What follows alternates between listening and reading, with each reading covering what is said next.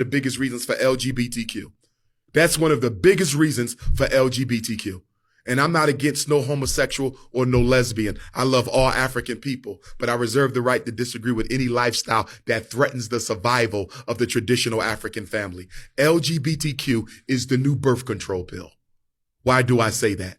2 men cannot reproduce. 2 women cannot reproduce. And now they're even transgenderizing our children. Do you know what that means? They're manipulating and indoctrinating African children to undergo sexual surgery so they'll never be able to reproduce again. When Dwayne Wade, whose son is now legally had his birth certificate changed, he's legally a girl. Yeah. Hormone therapy. When he gets 30 years old and looks in the mirror and says, you know what? I don't like living like this no more. I want to go back to being what God made me, a man. I want to get a wife and I want to have children. We only got one problem, don't we? Your reproductive is gone.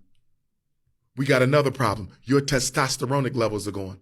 Your ability to produce healthy seed is gone. There is no going back. We are not looking at this LGBTQ thing the way we should be looking at it. It is birth control and racial extermination. Why you think Kamala Harris is traveling throughout Africa, trying to convince African countries to legalize gay marriage? Why does America care how Africa chooses to run its society? What do you care about marriage in Africa?